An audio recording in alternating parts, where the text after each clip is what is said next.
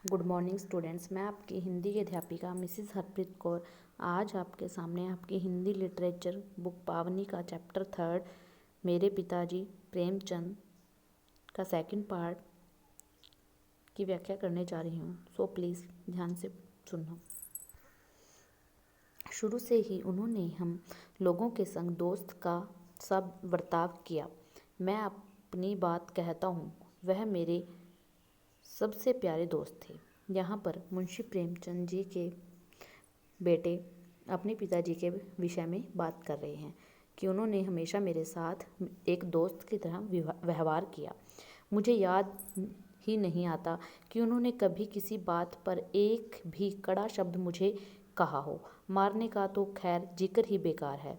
यहाँ तक कि पढ़ने के लिए भी उन्होंने कभी एक बात भी नहीं कही। हाँ, अगर इस सिलसिले की कोई बात मुझे याद है तो यही कि एक बार जब मैं छुट्टी का पूरा दिन गुल्ली डंडे में गवा कर शाम को कमरे में बैठा भूगोल का होमवर्क कर रहा था, जो कि अगले रोज़ मास्टर साहब को दिखलाना था, तो उन्होंने डांट कर मुझे कमरे से बाहर किया था और कहा था, जाओ खेलने कूदने के लिए, शाम को कभी घर में मत रहा करो।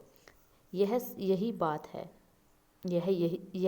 बात है कि हम उन्हें अपनी बराबरी का और अपना सबसे बड़ा दोस्त समझते थे, सबसे प्यारा दोस्त। मुझको अच्छी तरह याद है कि हम लोग पिता के संग खाना खाने के लिए ललकते थे और किसी भी दिन उनके बगैर नहीं खाते थे।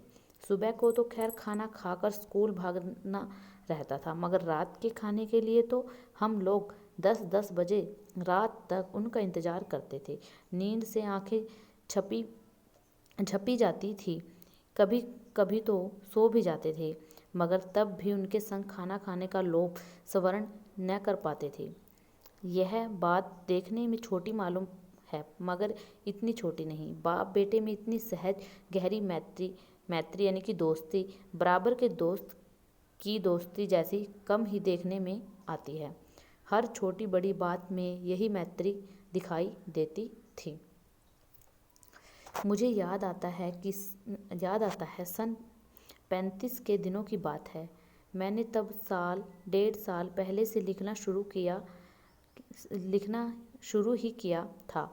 मैं तब इलाहाबाद में रहता था, हाई स्कूल में पढ़ता था और प्रेमचंद मुंबई या फिर बम्बई से लौटकर बनारस आ गए थे। मैंने अपनी एक कहानी पिताजी के पास उनकी राय और सलाह के लिए भेजी। वह कहानी कुछ ऐसी थी, जिसमें करुण रस बहाने के उद्देश्य से मैंने अपने सभी प्रधान पात्रों को मौत के घाट उतार दिया था। मृत्यु के अधिक करुण तो कोई चीज़ होती नहीं। अगर करुण रस का पूर्ण परिपाक करना है तो कहानी में 2-4 मौतें तो होनी ही चाहिए। लिहाजा नायक नायिका सब मर गए।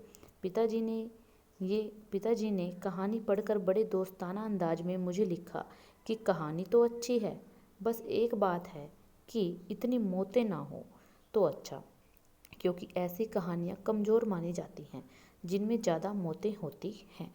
बाकी सब बहुत ठीक है।